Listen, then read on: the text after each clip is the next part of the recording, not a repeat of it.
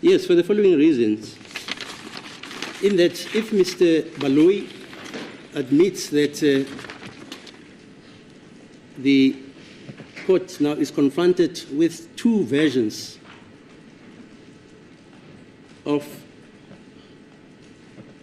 the interview of the Section 217 interview presided over by Mrs.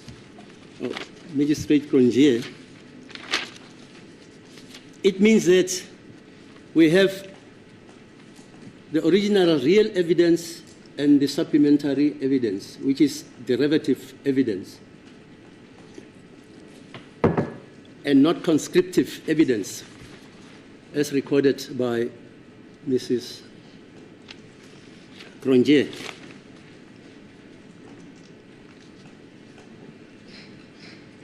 And despite the injunction in the case of Key versus the Attorney General of the Transvaal, a judgment by Chrysler 1996 in the Constitutional Court, that sometimes the interests of justice and the administration of justice would be relaxed to allow that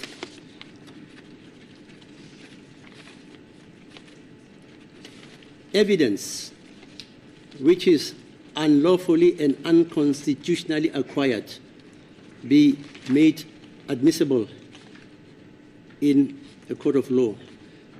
But in this instance, I'm not of the view that I demur and say this cannot be done because of the egregiousness of the infraction of accused number two's rights.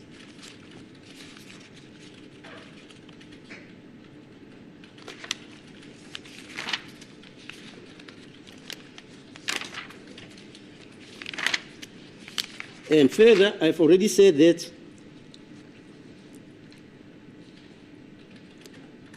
it is not in the interest of justice for this court to wait for the whole evidence to be laid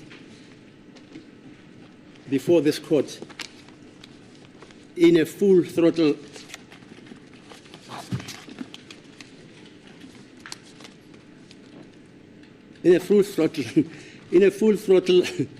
application with rebuttal evidence, and thereafter come to a decision, because of the fact that, as we all know, decisions which or rulings which are made on admissibility in trials within a trial, those decisions are interlocutory and may later be reviewed. See in this regard R versus Musikiwa and others, 1965, 3 SA 529 SRA, a judgment of McDonald AJP, where at 530J it was said, it is important to bear in mind that a ruling of admissibility is not final.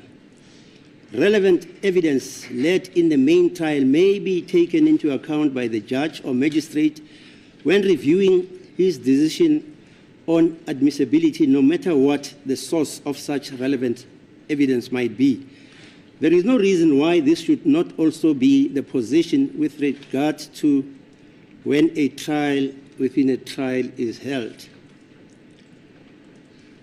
And another point is that in S versus Muchindu 2002 SACR 313, Witwatersrand, Schulz, as he then was, at 3161, stated that a ruling on admissibility in a trial within a trial is interlocutory and may be reviewed at the end of the trial in the light of later evidence.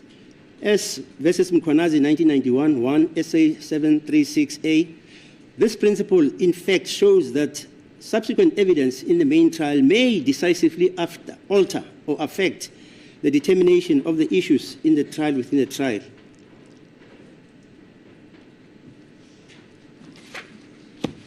But in this case, I want the view that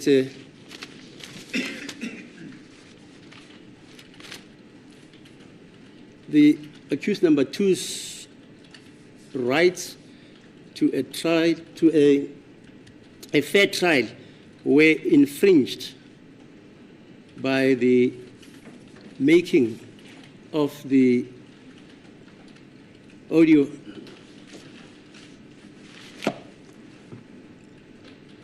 the recording by the magistrate Ronje.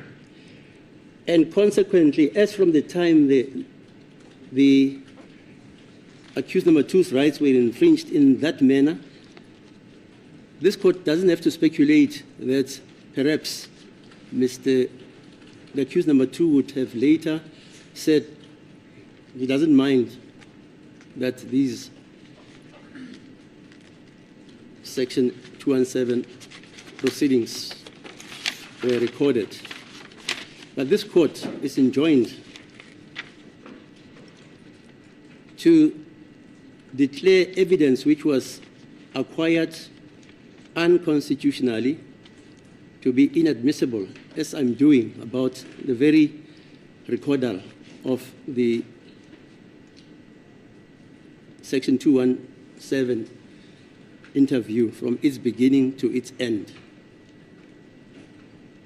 Because if this court allowed such an egregious flouting and flagrant flouting of accused number two's constitutional rights in terms of Section 35(5), it would not be in the interest of justice to do so,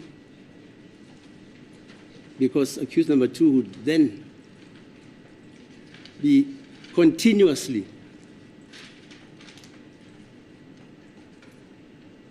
subjected to a trial unfairly, when we know that the Constitution engages us and enjoins us to prevent such an exigency.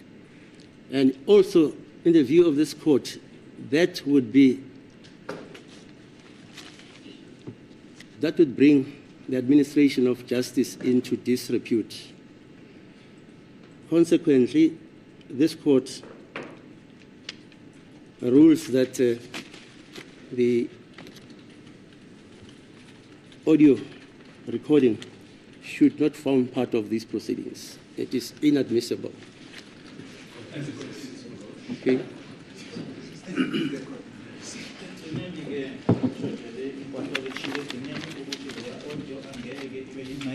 Ubufakazi bala inkantolo ishike ngokomthetho ukubhekela phansi kwamalungelo akhe ummangalelo wesibili inkathi ke engatshelwanga ngayo i-recording isiqumo ke senkantolo ukuthi ayingeke ibe ingxenye yobufakazi bala enkantolo i-audio ukhulunywa nge-audio nje kuphela noma i-recording umagistrate awayenzi.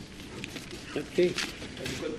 Ms. Kronyi is available for further cross-examination on Exhibit JJ. Right. Ms. Kronyi, she's just outside.